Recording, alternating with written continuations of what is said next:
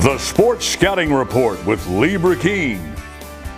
Brought to you by Medine's Collision Center in Baton Rouge. Take control, choose Medine's. Grosse Savant Lodge, south of Lake Charles, the true sportsman's paradise. Treads and Care Company in Central, the tires you need, the service you want. Harvey Auto in Shreveport, Bossier City, the name you have trusted for years. And Gage in Baton Rouge. Get better connected with Gage. Here's your host, Lee Brecheen. Hi everyone, I'm Lee Brecheen, your host of Sports Scouting Report. We got a great show today. We have Istrouma's head football coach, Jeremy Gradney, and he's also got his top recruit, Ladarius Jones, who's going to be an upcoming senior. This kid's phenomenal. He's a four-year starter, big-time stud, tight end, receiver, linebacker, DN, whatever you want to put him in college. He's going to be an NFL player. We also have former LSU strength coach, Tommy Moffitt, who was a part of 3 national championships at LSU, one at Miami and one at Tennessee. 5 national championships as a strength coach. We'll have much more. We'll talk about the baseball state championships, who won, and we'll have much more with our guests. We'll be right back. Listen, whatever you're driving right now, Tommy Harvey wants it. Bring it in to Harvey Subaru, Lexus of Shreveport, Bossier City, or John Harvey Toyota. They're paying big bucks for all trades right now. They'll cut you a check right there. Tell them Lee sent you. If you need a paint job or repairs to your vehicle, go see Medine's Collision Center located in Baton Rouge, Louisiana on Kincaid Avenue. The number to call is 357-7983. That's 357-7983. Your Baton Rouge Accident Advisors. Welcome back. Lee Brecheen, your host of Sports Scouting Report. Our first guest is one of the top recruits in the state of Louisiana.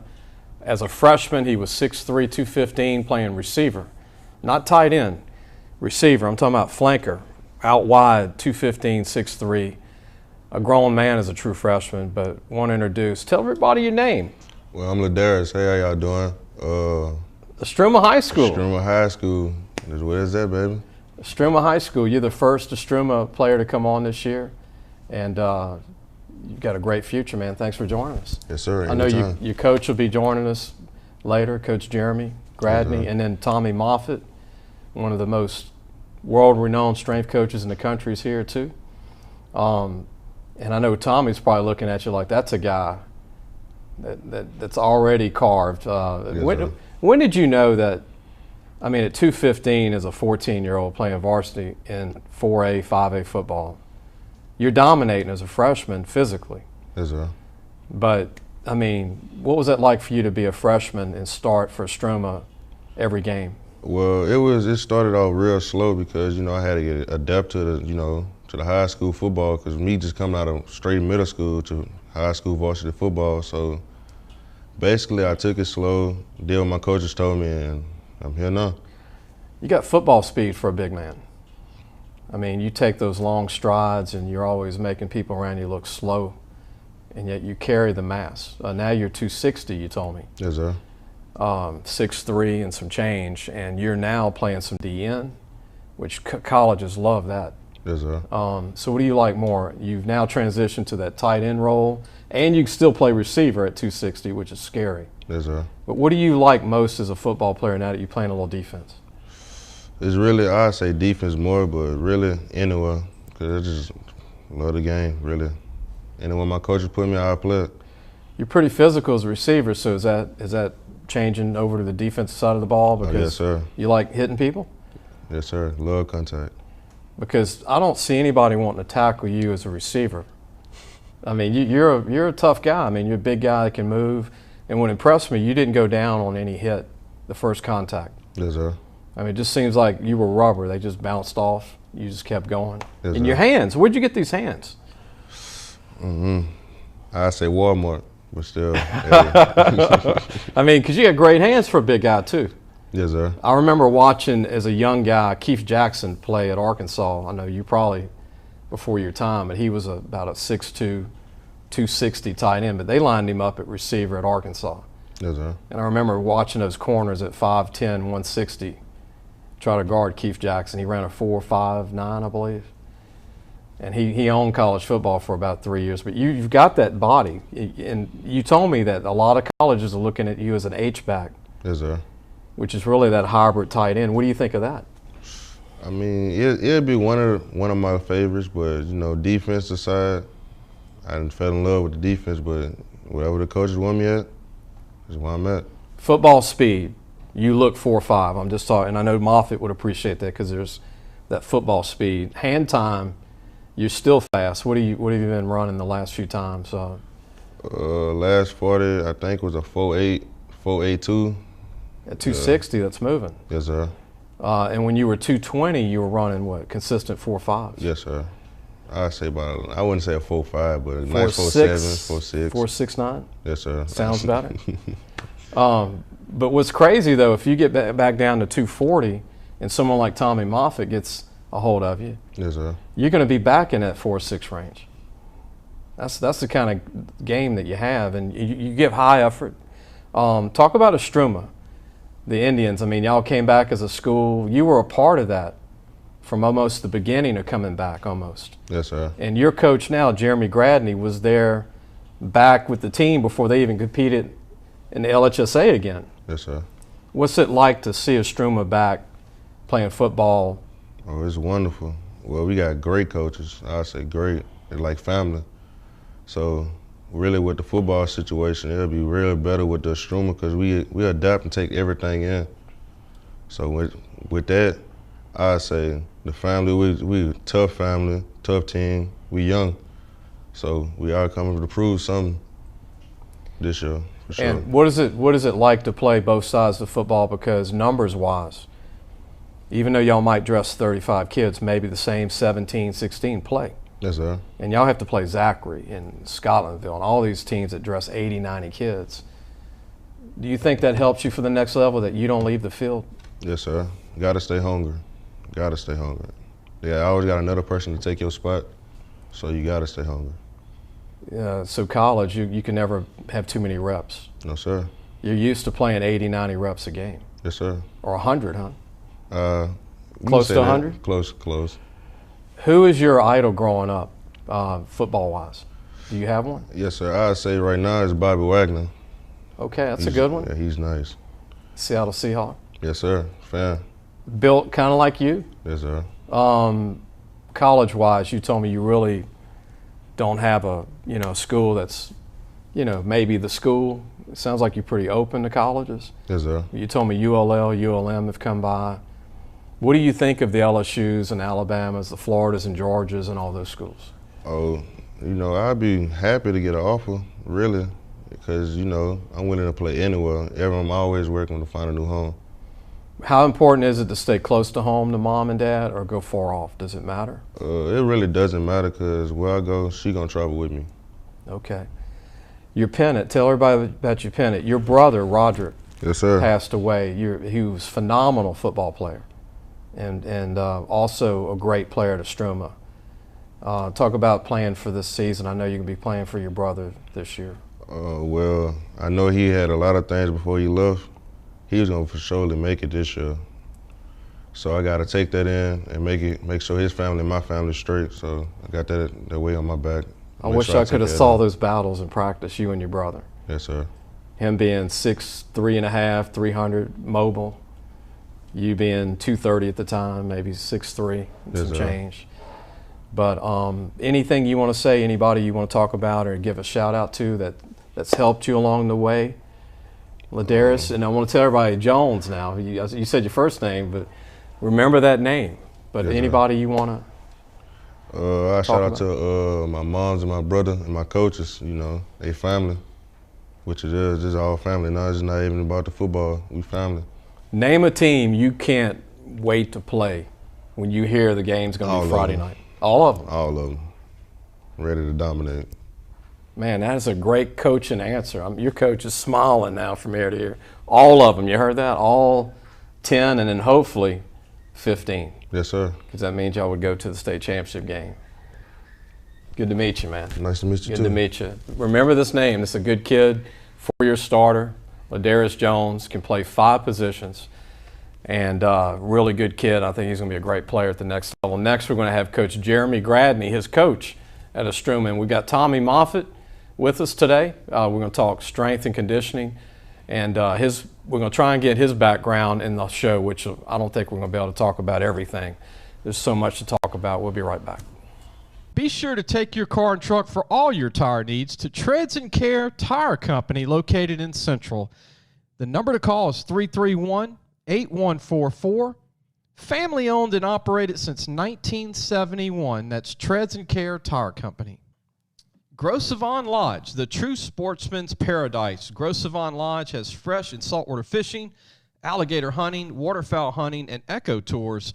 Located south of Lake Charles, Louisiana. Give them a call at 337-598-2357. That number to call again is 337-598-2357, and have the time of your life. Welcome back. Lee Brecheen, the host of the Sports Scouting Report. Hope you're enjoying the show. Ladarius Jones is one of the top players in the state, and I don't get caught up in rankings. I'm old school. You know, I came up in the 80s and 70s. And just go to a game, watch football players, guys that can play the game. Maybe they don't have the measurables, maybe they don't hand time as well, but they have good football speed. This kid has all of it. And Istrouma High School, and his coach knows all about what I'm talking about because he's around him every day. But I want to welcome Jeremy Gradney, head coach of Istrouma. How you doing? Thank you for having me. I remember talking to you, Coach, 5 years ago, maybe 6 years ago, and you texted me. You said, Coach, you said, Lee, Istrouma's coming back. No doubt. We are coming back. I remember you saying we have a JV team. Right. I'm coaching them. No doubt. I've got some special kids, and I just want you to know that we're going to be back in the LHSA because Istrouma had closed down, rebuilt the school. Sure enough, you've still been there that whole time since bringing Istrouma back with the new school, and then a lot of those kids had just graduated last year. Right. What has it been like for you, being a Woodlawn graduate in the early 2000s, being at Istrouma, seeing it come back from the ground up? No doubt. I mean, being born and raised here in East Baton Rouge Parish, I know the tradition Istrouma had. They always had tremendous talent. They had tremendous history. I mean, from Heisman candidate, Heisman Trophy winner, Billy Cannon. And I mean, the list goes on in regards to the tradition. So I was just blessed to have the opportunity to lead Istrouma as the head football coach, and it's just been a tremendous blessing for me. I remember when I was in high school, my family, my dad went to Istrouma and my mom went to Istrouma. Yeah. And I grew up in Central, and we played Istrouma every year. And I'm like, whoa. We're going to have a battle. No doubt. They're going to be big, fast, strong. No doubt. Track, when I ran track, they always had some of the best track guys. Yeah. You had a big-time running back signed with A&M last year, Le'Veon Moss. Yeah. And then here's an old one to throw out. George Rice was an All-American at LSU, went to Istrouma, was an All-Pro in the NFL. I mean, it's just, like you said, there's like 500 D1 players from Big and Little Fuzzy Brown, the coaches of Istrouma back in the day? I mean, the list goes on and on. I mean, you have so many great athletes that came through Istrouma High School, and we just want to keep that tradition going. I believe we're one of the best kept secrets around, to be quite honest. But we're very fortunate that a lot of the colleges are paying some attention to us, and they're coming, showing their faces, and they definitely want to know what we have coming up. Well, I remember you telling me this. 5 years ago, you said, I have a freshman running back. Yes. That hadn't played a game yet. Yeah. And you said, Lee, I'm telling you, he's got a little Leonard Fournette in him. And you know what? Le'Veon Moss. Yes. So I reached out to a couple colleges. I won't say who they were, but I say, hey, look, I have a running back. We're on the JV right now, but I think you probably want to check him out.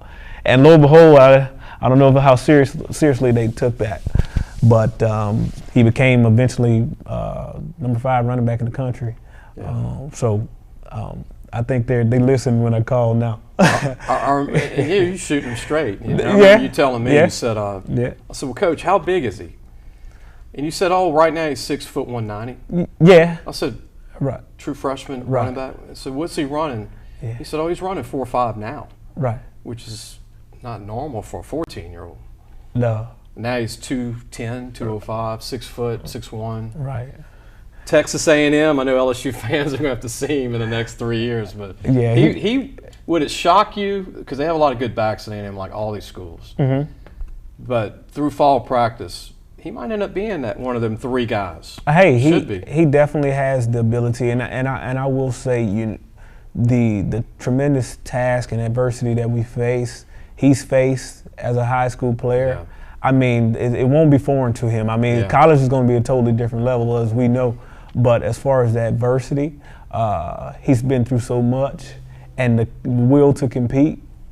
I think he'll be fine on that end for sure. What I like too, Coach, is he didn't complain to you when you gave him the ball 30 times in a game. Oh no, because y'all had so many players to play. Right. And I remember watching your game against Terra. He must have got the ball almost 40 times. And he played some linebacker for you. That was a character testing game where we went down within like the last minute and 30 seconds, and everyone could have hung their heads and gave up, but the guys continued to fight, and Lev ended up scoring a touchdown to put us over the top. So that was a heck of a game. It was big. That was a big game. Scary at the time, but hey, we got through it, I don't know if you remember this, Coach, with Marcus Allen when he ran at USC, and with the Oakland Raiders, I keep wanting to say Oakland, it's Las Vegas Raiders. Yeah. He ran so smooth. Yeah. Just real graceful. Just gracefully. Right. That's Le'Veon Moss. No doubt. Your recruit that just came on, Ladarius Jones, your talented young kid. It's been with you 4 years, starting all 4 years. No doubt. What do you think of his game? Obviously, he's a great kid. I think Ladarius has done a tremendous job, and he's made tremendous gains, and he's that player that we can put in several different roles. As a matter of fact, he started out at receiver, not tight end, not H. He started out at wide. Yes, that's correct. So he started out as receiver, did a tremendous job. He was actually the youngest out of our receiving corps, and he did well. However, I always like to think about our kids going to the next level. Yeah. And I knew he can probably be more productive at defense, on the defensive side of the ball. Yeah. We know he has ability on the offensive side, but on the collegiate level, he may get an opportunity to play. More versatile. No doubt. And we made the transition and started implementing him on defense, and he just kind of flourished from there. Now, I didn't ask him this, but who's the strongest guy on the team? Would it be him? Yeah, he's definitely naturally strong. Huh? Yeah. In the college weight room, scary. Oh yeah, he'll go to the college weight room and he'll turn some heads for sure. Probably hit that 4.0 on the bench easily. Within the next year or so, he like Moffett would say, not all 400 at once. Those reps. Within the next year, he'll make tremendous gains. The 225. That's a warm up to him. Yeah, 225 is a warm up. So he's probably heading to 18 reps now on the 225. Easy. Not bad. Yeah. We're going to come back with Coach Gradney from Istrouma High School, Jeremy. We're talking about his days at Woodlawn. He played with Contrell Gransberry, who, by the way, was a 6'8", 240-pound receiver. Not tight end. No doubt. Back in the early 2000s, and we'll talk about the current team coming back. We got Tommy Moffitt joining us after that, and we'll talk about strength and conditioning and speed work. He's the king, the legend. We'll ask him about Gail Hatch. We'll ask him about John Curtis, LSU, Miami, Tennessee, where he's from. We'll talk about where he grew up. We'll be right back. Gage has served Louisiana for over 40 years. Let Gage create a custom-tailored solution for your business and become your partner in technology. Give them a call today at 225-753-4243 and help your business get better connected with Gage. Looking for a used car? Harvey Autos has 3 dealerships, which means 3 times the used vehicles. They've got everything from fuel-efficient compacts to luxury models, even hybrids, and certified pre-owned with a warranty.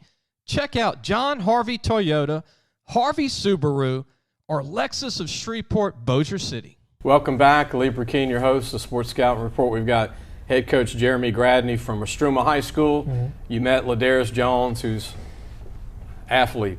He's everywhere on the field for Istrouma. He's been 4-year starter, never leaves the game, knows Gatorade better than anybody because of not leaving the field. And wouldn't shock me if he punted and kicked, huh, Coach, at some point?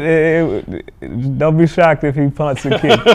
I don't want to try and block a punt with Mr. Ladarius Jones at 260, 6'3", athletic. Notable alumni, Eddie Lambert, politician, Woody Jenkins, politician from Istrouma, Ivory Tolson, academic, former executive director of the White House Initiative, historic black colleges and universities. Elton Veals. Yeah. When I was a kid, he was a heck of a running back at Istrouma, a legend in Baton Rouge. Elton Veals went on to do well in the NFL. Coach, your days at Woodlawn. Woodlawn's had some great teams, but we were talking about the early 2000s, 03, 04. You were on that team. No doubt. You played starting with Benny Saya. Right. And then you finished with Coach Drew Nettles. Yeah. He's now the receivers coach at Zachary. Right. But Drew, that was one of his first job, possibly, I think first head coaching job. So Coach Nettles was the DB coach prior to my junior year. And he was head baseball, from my understanding. But Coach Saya went to take the Dutchtown job. And that's when Coach Nettles got the head coaching job at Woodlawn. And went 9-1 as his first year as a head football coach. So tremendous kudos goes to Coach Nettles, knowing now what I know now as the head football coach, the challenges that comes along with that. So. You made Drew Nettles' day when he watches us on his phone at Zachary High School. Hey man, I want to shout out. When he gets a minute away with Brewerton and that group. No doubt. Shout out Coach Benny Saya and Coach Drew Nettles, man. The two, my two high school coaches. And prior to them, Coach Mook. Coach Mook was there prior. No, I didn't know Coach Mook. That was a little before me. Yeah. And then he ended up going to Episcopal and after later on, but that 03 team, Contrell Gransberry, 6'8", 240 receiver. Mack at receiver, 6'3", 190. No doubt. You got a couple of other 6'3" receivers. They all went college basketball D1. Right. And then you're playing on this team. I was a role guy, man. I was, I spared them guys when they got tired. But man, even our quarterback, Billy Ferris went to the pros, man. He went to Cincinnati Bengals for a little bit. He was 6'2", what, 200 pounds? 6'2", more like 190 in high school, man. But I mean, that's he could throw it, spin it. Yeah, man. So we had tremendous talent, man, and it's just you just never forget those days. My best friend was on that team. Took a different route in life. But just the way high school goes, man, it sticks with you for the rest of your life. If I'm not mistaken, and he wasn't a D1 recruit, but former LSU quarterback Alan Risher's kid was on that team. Yeah. Right? Yeah. Chad Risher. Yeah, he was part of that squad as well. He was a receiver. And he was coming off the bench for all these guys. Hey man, our backup running back ran a 4.38, man. So. Tremendous talent. Those are years you'll never forget. High school. No, you don't forget that, man. My best friend, one of my best friends, he volunteers coaches with me. He started fullback on that team. Marcel Bagnier, Rashawn Jacobs. Oh, it's another big time D1 teammate of mine. As a matter of fact, I was behind Rashawn my junior year. He was a head basketball coach in Louisiana for quite some time and went to play at UL Monroe. Yeah. Yeah, man, some good days, man. A lot of good people. I can't name all those guys, man. Big Fletch. I don't know if you remember Big Fletch, but played at the Citadel. You're still 25 years old, huh? I wish I was 25, man. I'll be 36 this year, man. So. Well, you got the passion. You can tell Coach loves the game, and we need more coaches like Coach Gradney to coach young men today. And the sport needs people going into the profession to keep football what it is today. And look, we'll talk about baseball later in the show. I love baseball. But football is, my dad was a youth league coach growing up, and if I didn't like football, I would have to look for a new home. Oh, no doubt. Growing up. Football saves so many lives in Louisiana, I mean, across the world, to be quite honest. I mean, I was one of those kids that, football was a deep passion, and school wasn't primarily a major motivating. Sports kept you interested Sports in school. kept me. As long as I can play ball, then I had a reason to do the other things. And once I graduated from high school, then it led to, okay, I can pursue college and stuff like that. But ultimately, high school sports is what motivated me to want to be successful. Coach, I want to mention, changing the subject, you've had a tough off season. Oh, yeah. Really tough, and this is something coaches don't prepare for as high school coaches, college coaches, but 2 of your players passed away this offseason. Yeah. And one is the brother of Ladarius Jones that came on today, but that's tough. It's been some tough times. I've never faced such tremendous adversity, losing 2 players in 3 months, 2 team captains. Not, these aren't guys that you only see once a week. These guys are family, faces of your program. They're family, man, and it shook our guys, shook everyone, and there was tremendous losses. But we find strength in those times of adversity, and it brought the guys closer. Their loss isn't, falling for nothing. Tremendous. You learn to live every day and live and do the right things for those guys. And I believe that you carry out a legacy by doing well. Yeah. You do those things that will make your lost loved ones proud. We mentioned Roderick Cooks, the brother. But the other kid, mentioned the other kid's name. Travis Wright. Travis Wright. And Travis Wright received his first offer this past summer from Arkansas. Monticello was the first one. He was a tremendous player. Roderick Cook. Big time O-line. Many schools were interested in Roderick Cook. It's just unfortunate that, the kids will be playing for them all year long. No doubt. And it's going to be this extra motivation to have a great year. Coach, you do a great job. You might dress 25 some weeks with injuries. You might dress 20.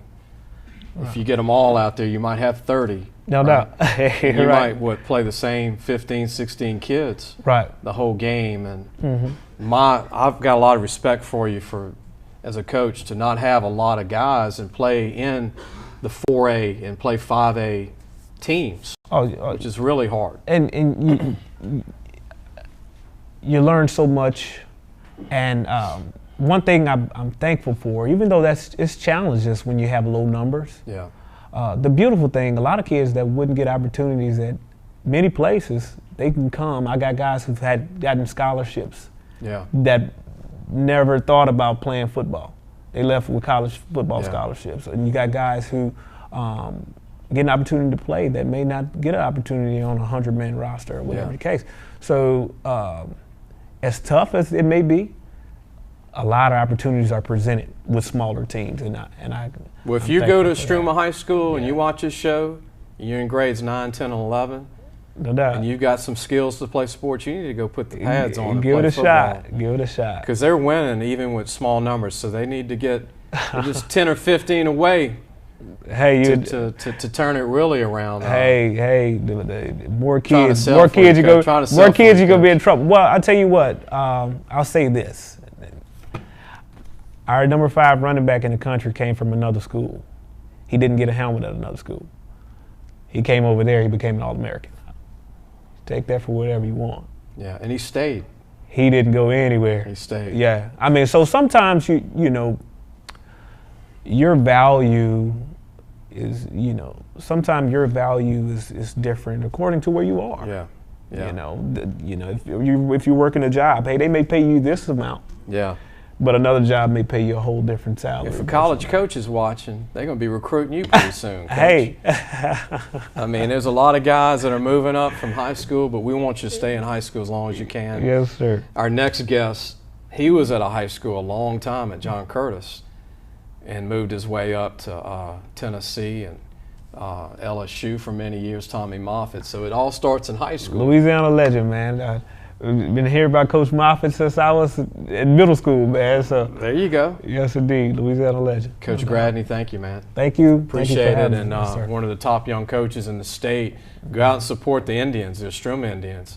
Nobody has more history than Istrouma in Baton Rouge. And growing up, all I heard was Big and Little Fuzzy Brown growing up from my dad. Yeah. And Billy Cannon, the late Billy Cannon, and so many great players, Donnie Bozeman and George Rice, and now Le'Veon Moss, now Ladarius Jones. Yeah.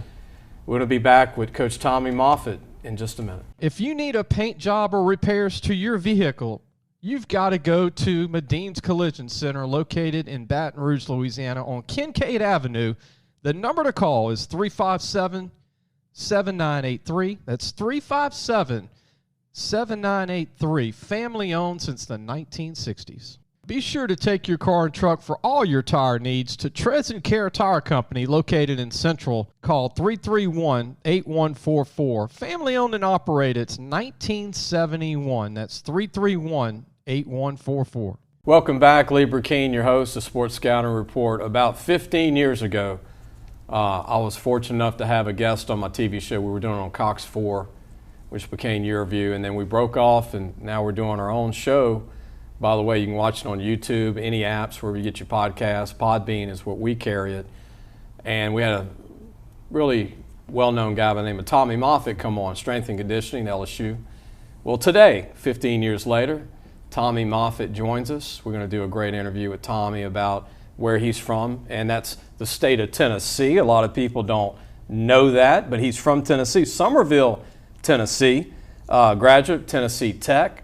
A lot of people might not know that because when they think of Tommy Moffitt, they think of LSU, the Tennessee Volunteers. He was there a little bit, by the way, with Peyton Manning and Philip Fulmer, Cutcliffe, all those guys. John Chavis, who ended up being at LSU, and also the Miami Hurricanes. Remember Butch Davis? He was at Miami with Butch Davis. But we're going to talk about John Curtis High School when he was there, how he met his wife, and how he got to River Ridge. Through Coach Manny Michel, who was a coach at John Curtis and a former Tennessee Tech football player. There's so much we got to talk about, but Tommy, thank you for joining us, man. Thanks for having me on, Lee. I mean, I want to, you can't throw everything out in one little presentation on you, but National Coach of the Year twice in high school and college. You were the National Strength Coach of the Year at John Curtis. Tennessee native. Tell everybody your story, because a lot of people, they just know you from, you've been at LSU 20 years. You had all these guys. You trained and went to the NFL. We can't even mention all of them. But how you got to Louisiana? Yeah. Well, a lot of people think that I'm from Louisiana because I've been here for so long. But I was born in West Tennessee in a small town called Somerville. And then we moved to Nashville. That's where I grew up, was in Nashville. I went to Springfield High School and went to Tennessee Tech. And while I was there, I became good friends with Coach Manny. And Manny and I were roommates. And after graduating from college, I coached for a year at Tech as, a young, grad assistant, student assistant, volunteer, you name it. Packed bologna for the post-practice meals and worked in the weight room. My strength coach, Jack Williamson, is the person that I always wanted his job. And so I helped him and I helped with the offensive line there. And so once I finished at Tech, I was trying to get a job at my alma mater anywhere in Tennessee, but I wanted to be a strength coach. I didn't want to do PE. I didn't mind coaching football, but I wanted to be an everyday strength coach. And you knew what you wanted. Yeah, that's all I ever wanted to do, was to be a strength coach. And back then, even the University of Tennessee only had one strength coach, Bruno Pauletta, and when he started, he was the head strength coach at Tennessee and was a grad assistant, a former shot putter from Central Michigan. And, guys like him and my strength coach, Jack Williamson, motivated me to do something that a lot of people weren't doing. And I just had a vision. And believe it or not, J.T. Curtis had a strength coach. And so his strength coach, Jesse Barksdale, left to become an assistant strength coach at Tulane University. It opened up an opportunity for me at Curtis. And at the time, I was working at a state park in Tennessee as a recreation director and planning on joining the military. Because I couldn't get a job. You were just trying to get I was trying to get a job, and so I took so my options were to be a state park ranger, a prison guard, and the military. And so I was weighing my options because to be a park ranger, you had to take the civil service exam, and then when you do that, your resume, I guess, is spread throughout the state, all the different things. So I kept getting, for some reason, these job offers to be a prison guard. And so that kind of lets you know my background. Yeah. And then I went to see a recruiter. My dad was in the Army. So I was thinking serious about joining the military, going to officers training school. And then out of the blue, Manny, I was visiting my parents on the weekend. After working at the park, and our phone rang in the house, and it was Manny. And Manny said that they had a job opening at Curtis and wanted to know if I would take the job. And I was like, yes. And he goes, well, it's not your job yet, but you got to wait. So I went back to the park, and I just kept calling Manny and calling JT. And finally, the next weekend, I interviewed with JT on the phone. And he offered me the job without even knowing how much so my mom asked me when I hung up, how much are they going to pay you? And I was like, I don't know, Mom. I just got the job. I got the job. I'm not going to armed forces. Yeah, I'm not going to join the military, and I'm not going to be a prison guard. So I drove back to the park, loaded all my belongings up, and at the time I was actually sleeping in a tent at the state park. Wow. Which was cool. Living in a tent for the summer, but I packed all my stuff up in my car, drove back to Springfield, unpacked, repacked, and got on the highway and drove to New Orleans, and that's where it all started, man. Wow. 1987 to 1994, which ended up being one of the best strength coaches in the country for LSU with 3 national championships, and strength coach here in 92. Coach, you met your wife moving to Louisiana. You got 3 sons we're going to talk about later in the show. Yeah, so I was, I needed to get some typing done. I was doing our summer program, and back then you had typewriters. Yeah, old school. Yeah. Handwrite, type. Yes, and I didn't type so well, and I would make too many mistakes, and you had to do white out and stuff like that. So I had a lady at the school that was typing up my manual for summer training, and she had another job to do, so I started driving around River Ridge looking for somebody to do my typing. Wow. Walked into a business. They told me that a lady upstairs did typing, so I jogged upstairs, walked in, and there was this receptionist that was sitting at the front desk, and she had like this halo around her, and the lights were shining on her, and I immediately fell in love, and found my typist and a partner. So fell in love. Didn't know her name, but she called me back to tell me that my typing was complete. So I go up there. We shared, some pleasantries, and she told me that she knew Joanna Curtis, that she was friends with Joanna, who was JT's daughter, and is now married to the strength coach at John Curtis, Tommy Moffitt. So I got in my car, sped back, called Joanna. Phone was busy because this was before call waiting. And so finally I got through. Payphones, Coach, payphones. I got through to Joanna, and she laughed and said, I just got off the phone with her. Her name is Jill. This is her number.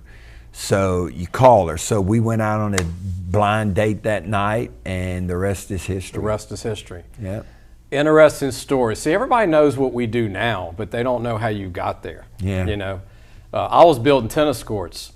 Like Coach, I was living out of a 2-ton truck in Philadelphia, Boston. Like, really? No, that was what I was doing out of high school. Yeah. I had no choice. Go get a job. That's right. Travel the country, building tennis courts 90 hours a week. Coach, we'll be back with more of Coach Tommy Moffitt. Great story. We're going to talk about Tennessee, Miami, LSU, who was the strongest players that he's ever seen. A good one that I'm going to ask him is Peyton Manning and Joe Burrow. Who was stronger? That'd be a good answer. So much we got to talk about. We'll be right back. Gros Savon Lodge, the true sportsman's paradise. Gros Savon Lodge has fresh and saltwater fishing, alligator hunting, waterfowl hunting, and eco tours located south of Lake Charles, Louisiana. Give them a call at 337-598-2357. That number to call again is 337-598-2357, and have the time of your life. Gage has served Louisiana for over 40 years. Let Gage create a custom tailored solution for your business and become your partner in technology. Give them a call today at 225-753-4243 and help your business get better connected with Gage. Welcome back. Lee Brecheen, your host, the Sports Scouting Report. Tommy Moffitt, one of the most known strength and conditioning coaches in the country. We're going to get to that. We're going to get to the strength and conditioning, his background, what he believes in, where he might be in the future. Right now he's a free agent. But we're going to talk about the coaches that he's been around, which is incredible.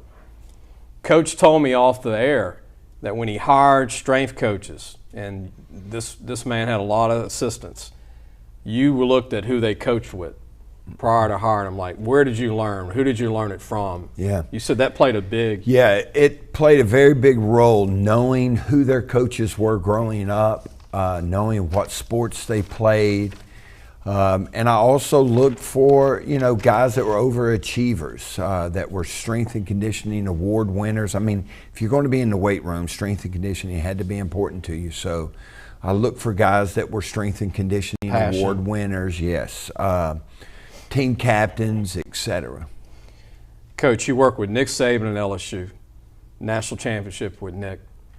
Philip Fulmer, national championship at Tennessee, your home state. J.T. Curtis, one of the greatest high school coaches ever in River Ridge at John Curtis High School. Butch Davis, national championship at Miami.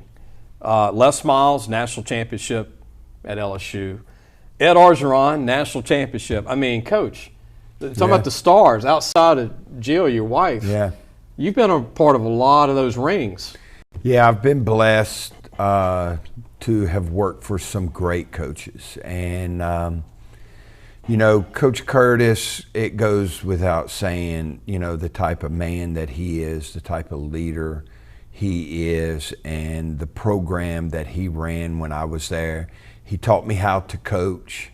He taught me a lot about people, and it was a great time in, in my growth as a man, being surrounded, in a Christian school and being around people of influence. It went a long way in teaching me to be a good person and to be a man. And, and if you have that, then all the other stuff comes easy. And then my wife and I talked, and, everyone's goal should be, to better themselves, and so we talked about it a lot, about what the next step was going to be. When I took the job at Curtis, I gave, I didn't say anything to JT, but I gave myself I made a 5-year commitment to stay there for 5 years. And I loved New Orleans. It was a great place to grow up, a lot of stuff going on. But then we started talking about what the next step was going to be, and I interviewed at a couple of places and had opportunities. If I would have pushed it, I could have gotten, college jobs. But when my wife and I would go out and she would introduce me to her friends, she would say, this is my husband, Tommy. He coaches at Curtis. He's going to be the next strength coach at the University of Tennessee. And I was like, what? But, behind every coach, there's a strong, strong woman. And so I got an opportunity to interview, and I was actually interviewing for a grad assistant in the women's strength and conditioning department, not the women's. men. Yeah. Okay, so I interviewed with a guy named Jeff DeHoda at the conference in New Orleans, our national conference. And he told me that I was overqualified. And so he was going to give my resume to the head strength coach of the men's department. So he called me, John Stuckey, who was the head strength coach for football, but he was over all the men's sports. He called me, and my wife and I had a brother getting married, so we drove to Tennessee to see my brother get married, and then we drove over to Knoxville, and I interviewed to be a grad assistant in the men's department. And so by the time we got home, there was a message on our message machine, and it was Coach Fulmer wanting me to call him. So I called Coach Fulmer, and Coach Fulmer offered me a full-time position.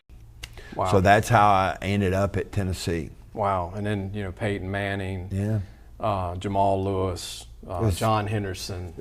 Well, I didn't coach John, but all those great Leonard Little, Al Wilson, Peerless Price, Marcus Nash, Jay Graham, who's a college coach, James Stewart. There's so many.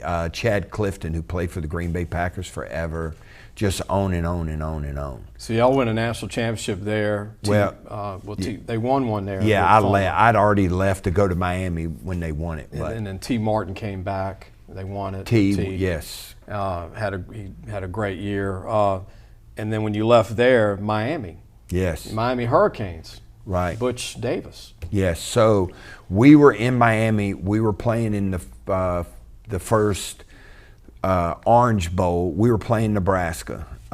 It was Peyton's senior year. We were playing Nebraska, and I was sitting in the lobby of the hotel after practice one day. The coaches were in a staff meeting. I was waiting for my boss, Coach Stuckey, to come out, and this gentleman walked up and said, "Excuse me, are you with the team?" And I said, "Yes, sir. I'm one of the strength coaches." He goes, "Is Coach Stuckey around?" I said, "Yeah, they're in this staff meeting and they'll be out soon." He goes, "You mind if I sit?" I said, "Absolutely not." So he introduces himself. He's Larry Coker, the offensive coordinator at Miami. So we're sitting there talking, and while the coaches are in the staff meeting, we probably chatted it up for probably 30 minutes. And when the staff came out, he goes, "Coach, it was great meeting you. Would you be interested in talking to our head coach tomorrow?" I didn't even know who the head coach at Miami was. I was oblivious to it. And he said, "Coach Davis is in town. We let our coach go. Would you be interested in talking about the head strength coach's job?" And I almost fell out of my chair. I'm moving up. I need yeah. And so I said, "Yes, sir." So that next day, I drove over to Coral Gables and met with Butch Davis, and Clay was a baby. We took Clay, me, Jill, and Clay, got one of the loaner cars from the bowl, drove over to Coral Gables from Miami Beach, and interviewed for the job and got offered the job at Miami. Wow. Out of the blue, Wow. And then Larry Coker ends up being the head coach. Yeah, at Miami. Coach Coker. So I was there for 2 years. And I left. Butch was there for one more season. That's they won they played Ohio State, I guess it was, and won the national championship. And then Coach left to go to the Cleveland Browns, and Larry took over as head football coach. And then 2000 comes around. Yeah. Nick Saban gets the job at LSU. Yeah. So that year we played in the Outback. Was it the Outback Bowl or the Gator Bowl? We played in the Gator Bowl. We played Georgia Tech, and Jill and I, and Clay Clay's probably 4 now. Aaron is a baby. So Clay was born in Knoxville. Aaron was born in Miami. So they paid us, instead of flying or taking a bus, they paid the coaches to drive to the bowl site. So we're driving to Jacksonville. We're driving to Jacksonville for the bowl game, and my wife goes, "LSU just hired a new football coach." She told me his name, didn't know it. She goes, "Wouldn't it be awesome if they called you and offered you a job?" I was like, "Honey, I got a great job. Everything is fine." So we get to the bowl site, and we had an event, and we're sitting in the room that night, and my wife's cell phone. By then, my wife had a cell phone. It was my mother-in-law, and she said, I just got off the phone with Pete Jenkins. Because Coach Jenkins had recruited Jill's brother, Billy. And Pete he was friends with JT. Yes, yes. Pete and JT were friends. JT's daughter introduced us, and Billy was heavily recruited. I don't know if Pete was at Auburn when he recruited Billy, if he was at Mississippi State, but anyway, Pete had my mother-in-law's number in his phone. So Pete called my mother-in-law, got our number, and she goes, they're going to be calling you. So then a few minutes later, Coach Jenkins called and says, you know, hey, Tommy, I'm sitting here with Coach Nick Saban at LSU. He'd like to talk to you. I was like, what? And so Nick and I spoke for a few minutes, and I ended up coming to Baton Rouge to interview, got the job, and been here ever since. National championship with Nick Saban. Yeah.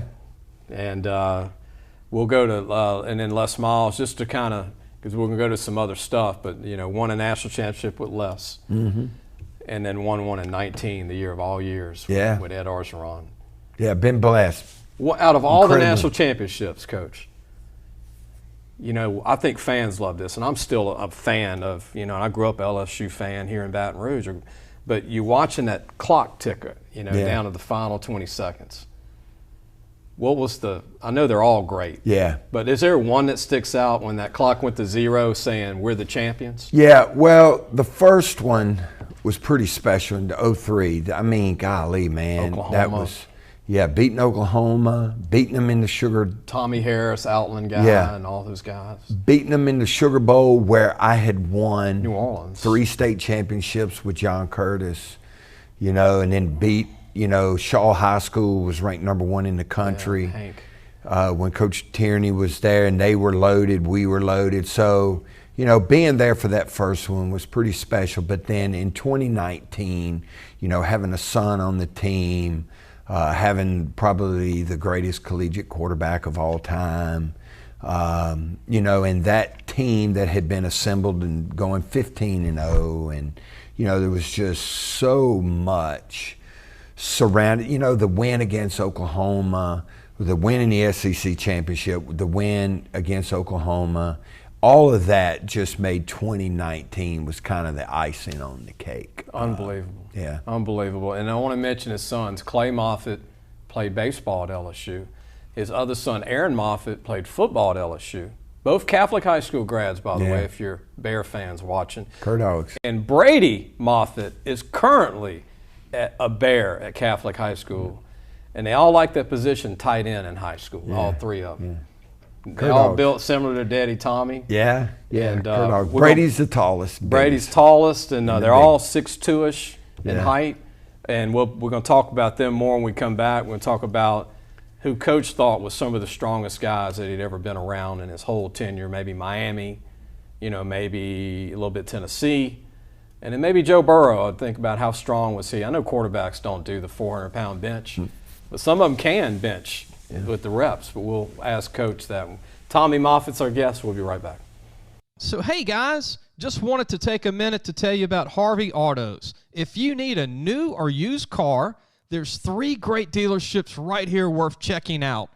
John Harvey Toyota, Harvey Subaru, and Lexus of Shreveport, Bossier City. Low prices, honest people.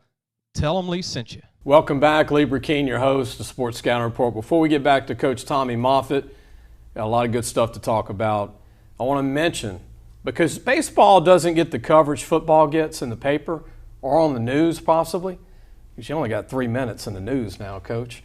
But I want to mention everybody that won a state championship in baseball. In 5A, West Monroe won a state championship. It's been a long time. They're good in baseball.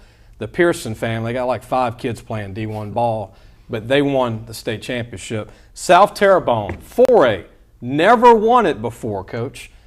They overcame Hurricane Ida. The school was down. They didn't even go to school all year long, just about. Kudos to South Terrebonne and those kids winning the first ever at South Terrebonne. 3A, Lutcher. Lutcher wins championships and everything. Kudos to Lutcher in 3A. 2A, Rose Pine. We had Ethan Fry on. Boy, that was a big time win for them too, Coach. In 2A, Here we get into 1A. Oak Grove, what a competitive high school. Oak Grove in 1A won it all. And look, B, Class B. They don't have football. Shudrant, if you don't know where they're from, it's around Ruston, Louisiana. Home of Kyle Williams. Home of Kyle, and that's how I know. Kyle Williams told me where Shudrant was. Yeah. And then Class C, Hicks won it all. And switching to Division I, I want to say private schools, but Division I, Catholic Bears. Won another state championship, Brad Bass. Yes. Division II, Vandy Catholic and Homa won. In Division III, St. Charles Catholic. Frankie Monica retired. I'm still, boy, what a coach. Great man. Great man. They got a great team. Everything at St. Charles is good. Calvary Baptist in 4, they won it. It's their 5th state championship. And in 5, Claiborne Christian, a little school around West Monroe, won their state championship. Coach, what do you think of the baseball state championship? Hey, baseball's a great sport, man. I've seen bunch of games. When you watch it, you're a strength guy. You ever watch a baseball game and go, that's a strong guy? That's a strong guy? Yeah. You know, so strength's important in all sports, but quickness and power, the way they generate power through their legs, you know, and you can always tell because we watch a lot of baseball in our household, and you can see by the swing, the precision of the swing, the angle, the launch angle, and the way they put, you know, everything into that ball. You can see it when it comes off the bat if it's going to be a home run or not. I love that part of it. And Dylan Cruz looks like a strong guy. Ooh, yes. He's very powerful. Very, very, very powerful. And he's always got that same swing. Yeah, it's very precise, and you can see when the launch angle, when the bat comes through, you can just see that ball coming off the bat, and it's out of there, man. Coach, it seems you can kiss that baby. Kiss it big goodbye. What's his name says it? But yeah, when he hits it, it sounds like the baseball goes to smithereens. Yeah, you can hear it pop. Yeah, it's beautiful. Unbelievable. Speaking of strongest players, gave Coach a heads up on this question. Now, this is a very open question because Coach is a strength coach. You can't say just the bench press. You can't say just the squat, the clean, sit-ups, push-ups, doing 100s at the end of practice or 2-a-days, which Coach was in charge of for 20 years at LSU. Most conditioned player ever. Coach, name some guys in your tenure, Miami, Tennessee, LSU, that were the ultimate warriors and super strong at different deals. Well, so we're going to talk about the difference between Peyton and Joe, right? Joe Burrow. Yeah. All right. So we had some strong guys at Tennessee and Miami. But the best, well, we had a guy, Darwin Walker, who played for the Philadelphia Eagles, was also great. He was a North Carolina State transfer to Tennessee before people transferred. Darwin Walker at Tennessee was probably the strongest football player we had in my tenure at Tennessee. Wow. Miami, I wasn't there long enough. We had some, you know, Edrin James, of course, was very powerful, very strong. For his size, Ed Reed was. We had some guys, this guy, Mike Lawson, Ty Weiss, great story on Ty if we had time. So we had some strong guys, but the strongest bench press that I've ever seen, and he could do it, he did it numerous times, was Sean Jordan, our fullback here at LSU. From El Paso, Texas. Yes, from El Paso, MMA, ranked in the top 10 in UFC. Sean, and now Baton Rouge, lives here in Baton Rouge. Sean Jordan is the strongest bench presser that I've ever coached. And Sean could do it any time of the day, any day of the week, any month. He was by far the best bench presser. Also, Kevin Steltz, Craig Steltz's older brother from Rommel High School. Craig was a great bench presser. And another one, for his size, Jeremy Lawrence technically was from Faraday, Louisiana, Faraday High School. Jeremy was the best bench presser technique-wise that I've ever seen. And he had long arms. Yes, could stroke it. Grew up Great story. Grew up with a bench press in his bedroom. He said he had bench press every night before he went to bed, and it showed. Faraday. Yes, it showed. Best bench presser I've ever coached. Best squat, probably the strongest player total that I ever coached was Joe Barksdale from Michigan. Yeah, from Detroit, Michigan. Cass Tech, yes. Just total squat, power clean, jerk, bench press. The strongest human being I ever coached. Freakish. Then you throw in Kyle Williams, Melvin Oliver from Opelika, Alabama. You know everybody, Lee. It's golly. Melvin Oliver, Kyle Williams, freak shows, and we've had some Damian Lewis. Mississippi. Starting, for Seattle. Great strong guy. Now, so you have guys that are strong, the big guys. Yeah. Mass plays an important role in that, and all of those guys that I mentioned, except for Jeremy, were massive. But the strongest guy, pound for pound, in college. I'm ready for this one. Yeah, it's Patrick Peterson. Wow. Patrick was a freak show. The cornerback from Florida. Yeah, large cornerback. 200 pound. Yeah, 200 pound. And I had scouts to say he's too big, he's too big. Massive. And he did go through a phase and lost weight in the NFL as he got older and smarter, but golly, that guy was powerful. Strongest guy, pound for pound, I ever coached in high school was, he lives in Baton Rouge. His son was a state champion, I think, in wrestling at Catholic High. Jeff Domain. I had to throw that out there. Shout out to Jeff Domain. Pound for pound, strongest person I ever coached in high school. Fearless, under a barbell. He was a Gale Hatch weightlifter. And still to this day, the highest percent ratio of anybody that I ever coached. So fearless with a barbell in his hand. See what else? Cleans, maybe cleans. So that would be Lewis Neal. I think Lewis Neal had the school record at LSU. Sean Jordan hand cleaned 396 pounds 3 times. Whoa. But power clean was Lewis Neal. Kyle Williams, Kiki Mingo, as tall and long as Kiko. Kiki Mingo would have set the school record had he not. He had to have neck surgery. Long list of guys that tied for between 391 and 396 pounds. There's so many guys, it's hard to imagine. Body weight stuff. We had a couple of ex-military guys that blew those records out of the water. They could do push-ups and chin-ups all day long. Daniel Graff. Do you know where Daniel Graff went to high school? This is a test right there. He's a New Orleans guy. Yes, New Orleans guy. And I want to say Rummel. Yes. Archbishop Rummel. Archbishop Rummel. Daniel Graff. Walk on. Yes, walk on, special teams player.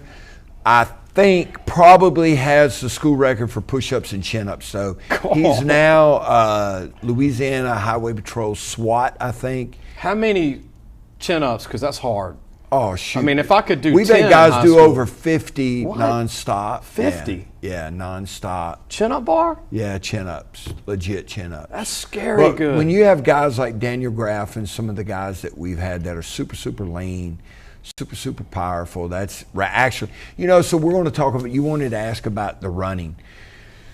A lot of people make a big deal out of the type of some of the running that we did. The conditioning. The conditioning. And Coach Saban, it didn't matter if it was Philip Fulmer, Butch Davis, Nick Saban, Les Miles. They told me what they wanted me to do, and I administered it. And people will say 26 110s, that's too much for somebody to run. Yeah. That's, if you're in great shape, that's easy. Yeah. Like we had, Robert Royal is one of the best. Oh, Edna Carr tight end. Edna Carr tight end. Robert Royal, shout out to R Squared. One of the best runners 110 guys, and we've had a lot. Luke Sanders, Wes Monroe, Craig Steltz, Corey Webster. You know, we had so many guys that could just run. Kyle Williams never failed a rep in our conditioning test ever. 290 plus. Yeah. And would complain that it wasn't enough, like it's too easy. And the list goes on and on and on. So we've had guys that could run. We had guys that would run with the morning group and then that would run every how many? Let's say it's 20. And then come back in the afternoon and run with the afternoon group. Tommy, who was the most intense head coach you've ever worked for? It's Coach Saban, by far. With conditioning? Oh, yeah, yeah. Like actually would watch, come in, check it out. Yes, and knew more about it. And it's no disrespect to anybody I've ever worked for. Yeah. But that's why he is so good at what he does. He knew more about that, and that's how I got the job. I got the job at LSU based on my philosophy on off-season running and his philosophy on off-season running were a match. And when I got to that part, I went through the Monday workout because I had the inside help. I had Pete Jenkins and Derek Dooley, and they told me, man, you got to have a plan. If you can just tell them what you want to do for Monday. So I got through the Monday workout, and then he asked me about halfway through the Tuesday workout, he stopped and says, what do you like to do running-wise? Save. And so I told him. He stopped the interview, sent all the coaches out, told them what to go do, took me in his office and offered me the job. And so he still is to this day, when it comes to knowing every aspect of the program, he's been the best. Speaking of that, you told me there was more than one time, and I really admire this and respect you for this, Tommy, in an age of people leaving colleges at the drop of a hat. You made it back to Louisiana, where now your boys are raised. Yeah. Your wife is from New Orleans. LSU wins a national championship. You stay with all the other coaches, but Saban came after you more than once to leave LSU. And you might be the only person on the planet that I know that had told him no twice. Yeah, well, you know, I love Baton Rouge. I love St. Aloysius Catholic High School. The quality of life that we have here with the weather and all. And, you know, you have to put, and me personally, I put my family before I put success and accolades and money and all of that. And so Coach Saban and I are still close friends. I respect him a great deal. And he's a wonderful coach, a wonderful person, a great man. And you have to respect what he's accomplished. And Coach is, you know, he's, you know, a person that I think not only I have a good relationship, but my wife and Miss Terry had a great relationship, and there's mutual respect, and that has stood the test of time. And, you know, me choosing to stay here in Baton Rouge, where a city that I love, you know. And it's always going to be my home base. No matter what I do in the future, Baton Rouge is always going to be home. We're never going to sell our house here. Well, people love you, man. A lot of LSU fans are going to see this show, and they get to hear it from you. Yeah. You know, they get to hear it from your heart, get to know Tommy Moffitt. Here's some schools. Let me throw this out for Coach Moffett. These are guys that are head strength coaches, or were the head strength coaches that learned from Tommy Moffitt. Alabama, Ole Miss, South Carolina, Arizona, UTSA, UT San Antonio, Wyoming, Bowling Green, Nicholls State, Northwestern State, and the list goes on and on and on. And we got to mention this gentleman.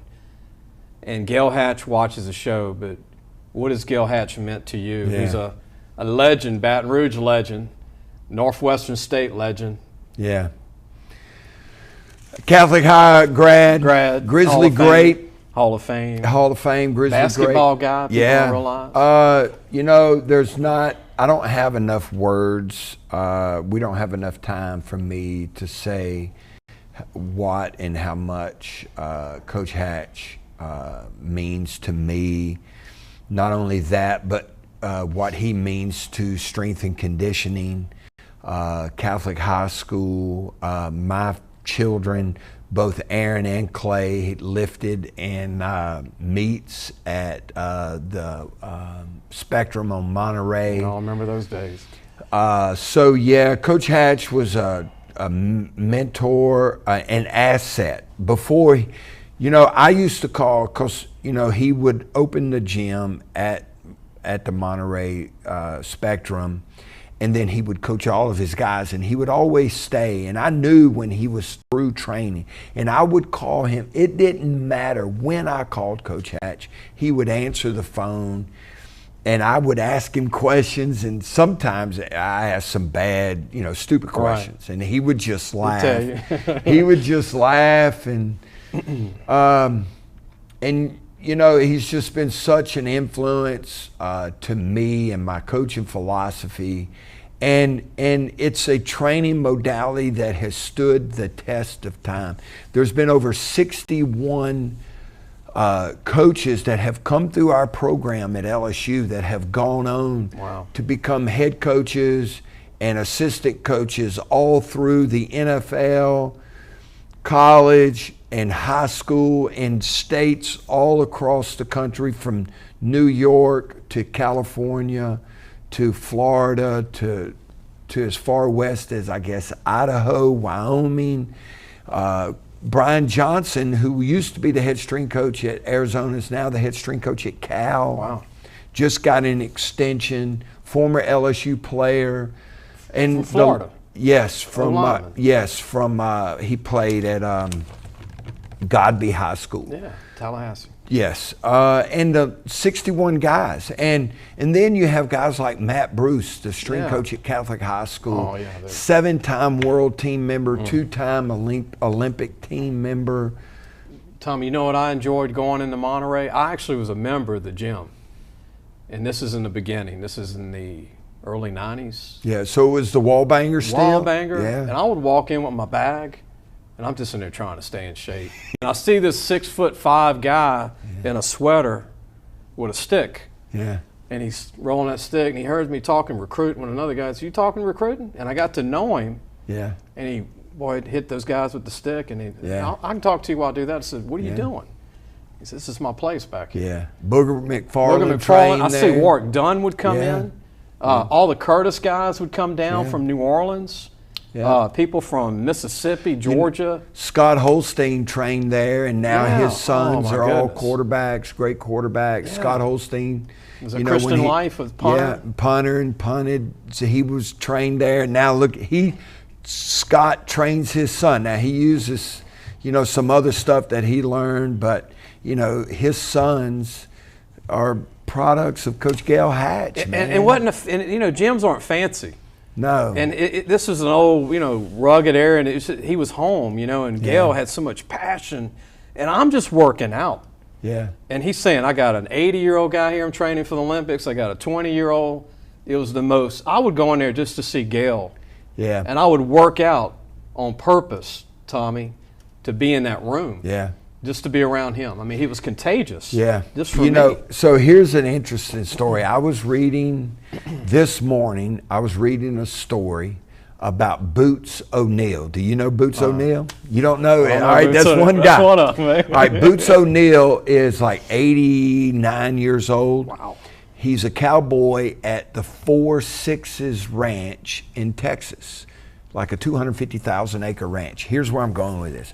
So this guy's 89 years old, rides a horse every day, the most famous cowboy of all time, all right?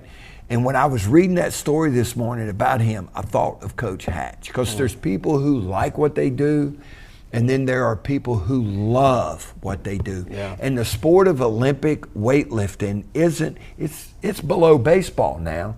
We were talking, as far as stuff goes, the sport of Olympic weightlifting, cycling, curling, they're way down the totem pole. Yeah. But Coach Hatch loved it. And he continued to do it as long as he could possibly do it. And out of the love and the passion of helping people, succeed in life. I was just this high school kid from, I was a high school coach from New Orleans, man. Coach Hatch didn't know me from Adam, but he did everything he could do in his power to help me be the best coach that I could possibly be, and I could never repay him. And I'll tell you, he was proud of all those guys going on Olympics, too. Yeah. Unbelievable. He had people almost 90 years old win gold medals in the senior Chuck division. Miole. Chuck Miole. I met Chuck. Yeah, that was Walter a strong Imahara, so many great people that you met just hanging out. And that's the atmosphere and the culture that I tried to create my entire coaching career. I know we don't have time to do all this, but I want to mention you also had a chance to be everywhere with all these guys, but we're talking about Power 5 teams. You answered that earlier. All coaches are different. Yeah. They all have their plan. You follow their plan. Yeah. Future college weight rooms. What do you think of the future of conditioning? I think it's going to be based a lot on metrics, data metrics, and the way you break down the game. So with GPS tracking, accelerometers, the technology that we have today is really pinpointed. Football is a game of acceleration, deceleration, and change of direction. You have to be able to accelerate. That was something that Nick talked a lot about initial quickness. Nothing will ever replace size and speed, but a person's initial quickness, their ability to accelerate. Football is not a game of max speed. Now, max speed, a person's speed, it trickles down, but our fastest guys every Sunday when we'd look at the data were the guys on the kickoff team. The only time a player, wide receiver, or a running back finished top speed was when they broke a big long run and there wasn't anybody to catch them. You're right, Coach. When you're watching like scouting, you're watching a running back, that burst. It's the burst, initial quickness. Stephen Ridley, the first time, and Stephen, had some ACL injuries in college and in the NFL, but one of the most explosive running backs that I ever saw. The first time I saw Stephen Ridley accelerate with the football, I said, that guy is going to be special. And the one I grew up watching that had the first 5 yards, he wasn't a 40-yard guy, was Dalton Hilliard. Yes. His first 5 was him and Emmett. Right, and that's because the game it's acceleration. At the line. How quick you can accelerate. And then, running backs break long touchdown runs because they can stick their foot in the ground, accelerate, change direction. Angles. And they beat the safety and it's over. Or they beat a corner and it's over. It has nothing, speed is important, but acceleration and deceleration is more important. Thoughts, mom and dad's watching about private training, what to be careful for, what to do. Well, everybody's trying to train these kids away from the schools. Yeah, so first of all, it's important to make sure that they're doing what their high school coach wants them to do. Part of the Hippocratic Oath, and as strength coaches, we didn't do that, but it states do no harm. And so a lot of guys, and we had, issues at LSU with guys going off on the weekend when they needed to be resting.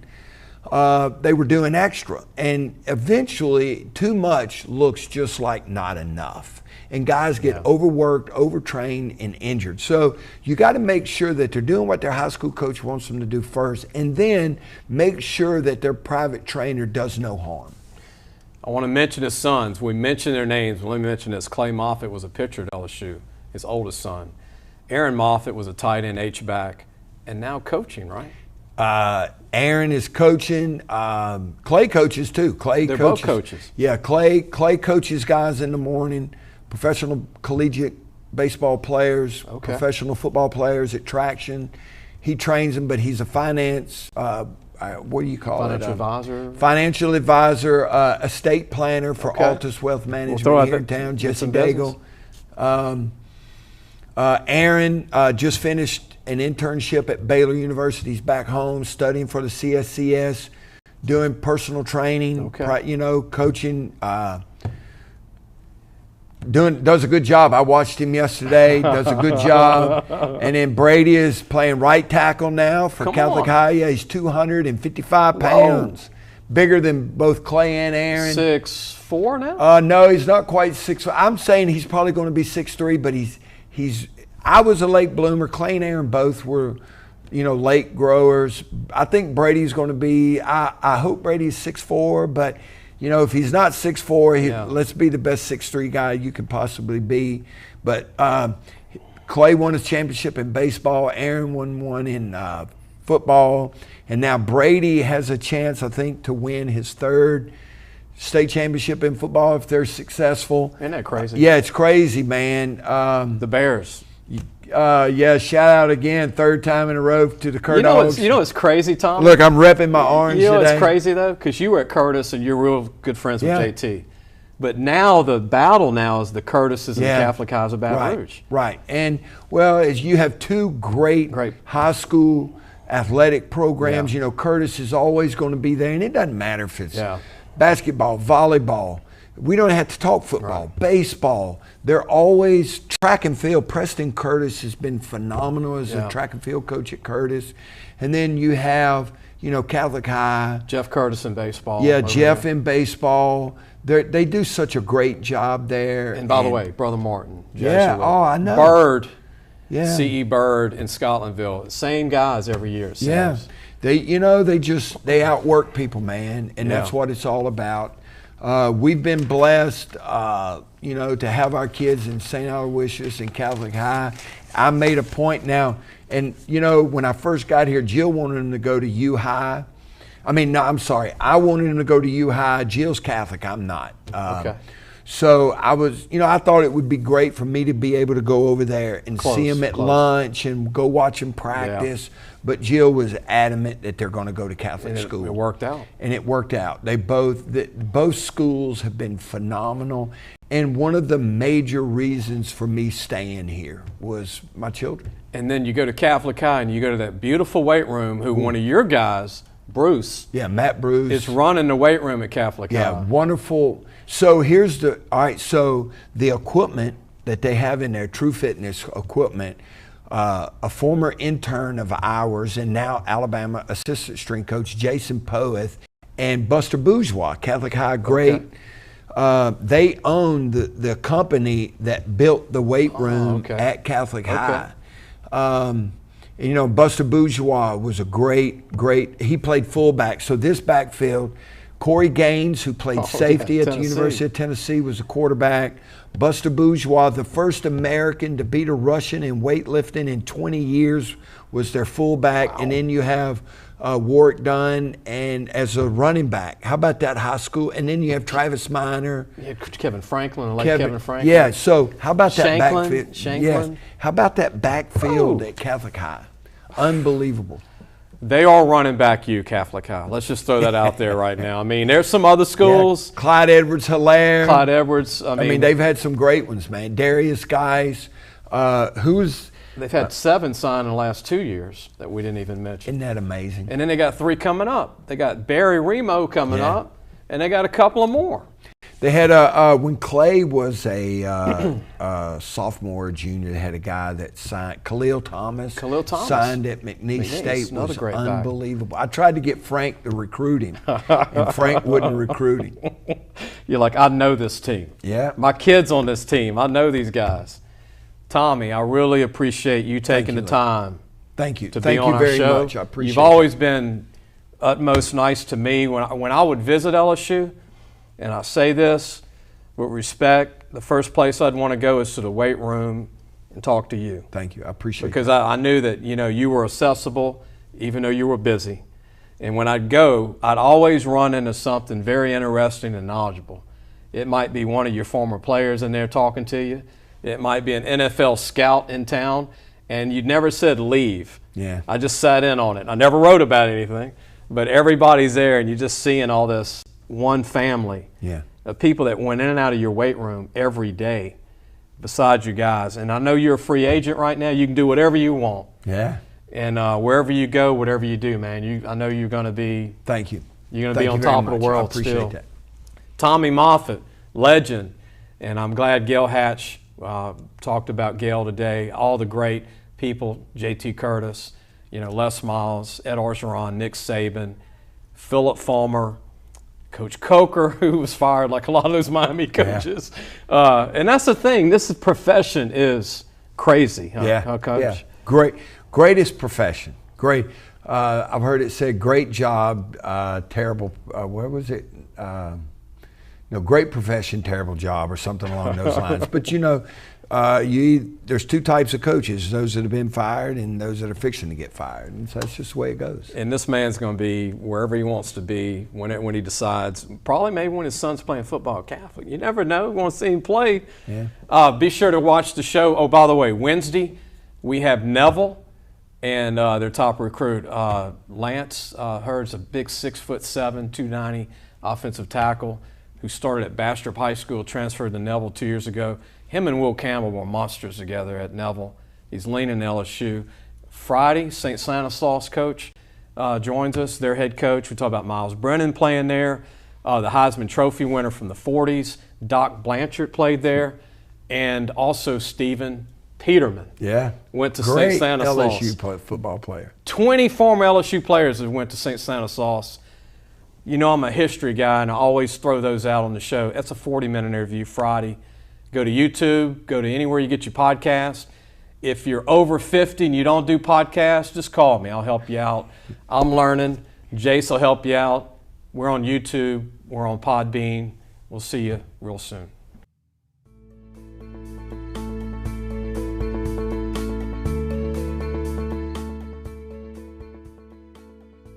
Thanks for listening to the Sports Scouting Report podcast with Lee Brecheen.